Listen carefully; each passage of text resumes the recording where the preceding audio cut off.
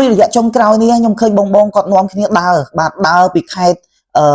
ស្វាយរៀងទៅមណ្ឌលគិរីរតនគិរីភ្នំពេញរតនគិរីភ្នំពេញសៀមរាបបាត់ដំបងសៀមរាបមណ្ឌលគិរីកពតកំពង់សោមអីចឹងណាបាទខ្ញុំឃើញគាត់ខ្ញុំទៅសើទៅស្មោះហ្មងបងប្អូនបាទនិយាយទៅគឺគាត់ដើរបានណាបងប្អូននិយាយទៅខ្ញុំដាក់ភ្លេងដើរនឹងដែរកាលថ្ងៃភ្ជុំហ្នឹងបងប្អូនខ្ញុំទៅស្រុកវិញខ្ញុំថាខ្ញុំនឹងដាក់ភ្លេងដើរដើម្បីបង្កើតជាមូលនិធិអីចឹងណាបាទប៉ុន្តែខ្ញុំ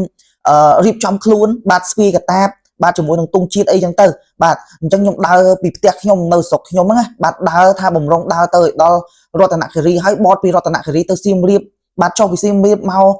បាត់ដំបងទៅស្អីខ្ញុំដើរទូទាំងប្រទេសហ្មងបងប្អូនបាទប៉ុន្តែខ្ញុំដើរអត់ផុតពីភូមិខ្ញុំទេបងប្អូនគ្រាន់តែចេញពីផ្ទះមកឲ្យទៅស្ដាំដៃពូខ្ញុំហៅដាក់អស់ម្នាក់មួយយួរស្វឹងដេកបាទដល់ពេលស្អែកឡើងទៀតខ្ញុំងើបពេលព្រឹកថាឆាប់បានទៅ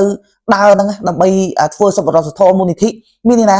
ខិនដល់ឡើងទៅម្លងបានមកផ្ទះពូខ្ញុំហៅដាក់អស់មួយយួរទៀតបងប្អូននិយាយទៅបើសិនជាបងប្អូនចង់ដើរបងប្អូនតតែយើងចិត្តដាច់បាទបើមិនអញ្ចឹងទេបងប្អូនគឺដើរអត់ផុតពីភូមិដើរអត់ផុតពីផ្ទះខ្លួនឯងទេដើរអត់ផុតទេបងប្អូនឲ្យចេញគេហៅផឹកចេញគេហៅផឹកអញ្ចឹងបានខ្ញុំទៅសើបងដែលគាត់ដើរបានឆ្ងាយដើរតាំងពីភ្នំពេញទៅខេត្តដើរតាំងពីខេត្តមួយទៅខេត្តមួយទៅសើគាត់មែនបងប្អូនដែលគាត់អាចដើរបានឆ្ងាយដើរចេញពីផ្ទះផុតបើខ្ញុំដើរអត់ផុតពីភូមិខ្លួនឯងទេដើរចេញគេហៅផឹកដើរចេញគេហៅផឹកស្វឹងនឹង7យប់7ថ្ងៃគ្មានបានទៅណាទេ